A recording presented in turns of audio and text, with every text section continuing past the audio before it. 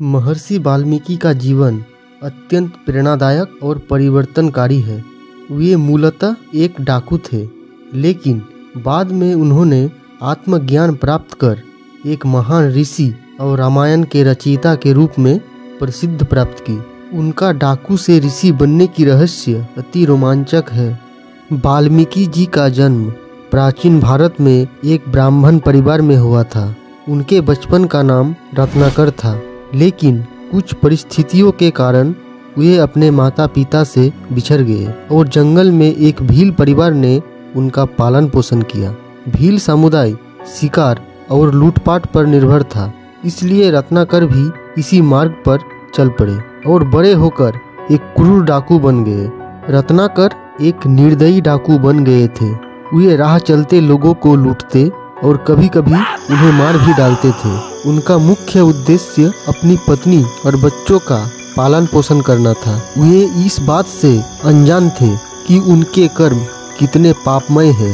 एक दिन नारद मुनि हाथ में बीना लिए नारायण नारायण का जप करते हुए वे जंगल से गुजर रहे थे। रत्नाकर डाकू वहीं जंगल में छिप कर बैठा हुआ था तथा यात्रियों की प्रतीक्षा कर रहा था, जिससे वह उन यात्रियों को लूट सके। नारद मुनि के शब्द उनके कानों तक पहुँचे। वह उन्हें लूटने के उद्देश्य से उनके सामने पहुँच गया। उसने नारद मुनि को लूटने के लिए रोका और कहा कि तुम्हारे पास जो भी है वो मुझे दे दो। नारद मुनि ने उन्हें देखा और शांति से हंसते हुए कहा कि यह देखो, मेरे हाथ में बीना और मुख में हरिनाम के अलावा मेरे पास कुछ भी नहीं है। तभी रत्नाकर ने तलवार उठाई और कहा, जो है सब दे दो, नहीं तो तुम्हारी गर्दन उड़ा दूंगा। इस पर थोड़ा सा भी गुस्सा न कर नारद मुनि ने कहा, मेरी गर्दन खुशी से उड़ाओ, परंतु उसके पूर्व मेरे एक प्रश्न का उत्तर तो दे दो। नारद मुनि का शांत आनंदी मुख देखकर डाकू भी थोड़ा विचलित हो गया और बोला, ठीक है, पूछो। इस पर नारद मुनि ने उनसे कहा कि यह जो तुम लूटपाट करते हो, इसके कारण तुम्हें बहुत पाप लगेगा। उस पाप के कारण तुम्हें बहुत दुख भोगने पड़ेंगे, तो तुम यह सब क्यों करते हो? रत्नाकर ने उत्तर दिया कि मैं यह सब अपनी पत्नी और बच्चों के पेट भरने के लिए कर रहा हूँ। इस पर नारद मुनि ने कहा, जिसके लिए तुम यह पाप कर रहे हो, क्या तुम्हारे इस पाप का आधा फल भोगने हेतु तैयार है? रत्नाकर बोला, हाँ, उनके लिए ही तो मैं यह सब करता हूँ। तब वे तो इस पाप का आधा फल तो भोगेंगे ही। नारद मुनि ने कहा, तुम पहले घर जाओ और उनसे पूछो, वे तुम्हारे पाप का आधा फल भोगेंगे अथवा नहीं। यह सुनकर रत्नाकर ने नारद मुनि को एक पेड़ से बांधा और कहा कि जब तक मैं घर से इस प्रश्न का उत्तर नहीं लेकर आता, तब तक तुम यहीं पर रहना और कहीं भागने की कोशिश मत करना। वह अपने घर की ओर चल दिया। घर जाकर उसने अपनी पत्नी और बच्चों से पूछा कि मैं प्रतिदिन तुम्हारे लिए लोगों को लूटता हूँ, मारता हूँ, मुझे तो पाप लगने वाला है। क्या उस पाप का आधा फल तुम भोगने के लिए तैयार हो? यह सुनकर पत्नी बच्चे उस पर गुस्सा होकर बोले, हमारा भरण पोषण करना तुम्हारा कर्तव्य है।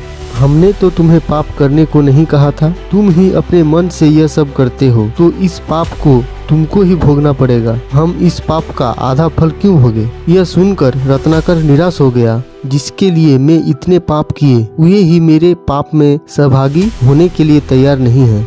वह दौड़ता हुआ जंगल की ओर गया और नारद मुनि के पैर पकड़कर रोने लगा। वह बोला, मुनिवर, मुझे क्षमा करें, मेरे घर वालों ने मेरे पाप में सहभागी होने से मना कर दिया। मुझसे तो बहुत बड़ी भूल हो गई।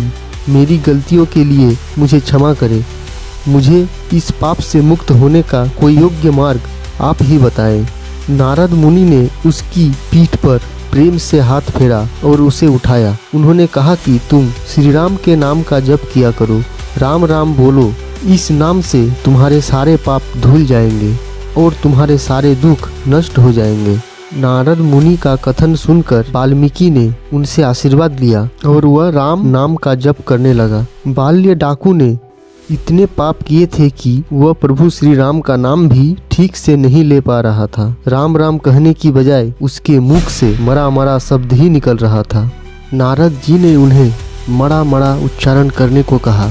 बार बार मरा मरा कहने से राम राम का उच्चारण स्वतः ही हो जाता है। वह दिन रात प्रभु श्री राम के नाम के जप की बजाय मरा मरा ही जप करने लगा। इस प्रकार मरा मरा बोलते बोलते उसके मुख से राम राम का नाम निकलने लगा। हजारों वर्षों तक नाम जप की प्रबल निष्ठा से उनके संपूर्ण पापों को धो दिया और राम नाम के जप में इतना मग्न हो गया कि उनके शरीर पर दीमकों ने बाम्बी बना ली, अर्थात दीमकों ने उनके शरीर पर अपना घर बना लिया था। दीमकों के घर को वाल्मीकि कहते हैं, इसलिए ही इनका नाम वाल्मीकि पड़ा।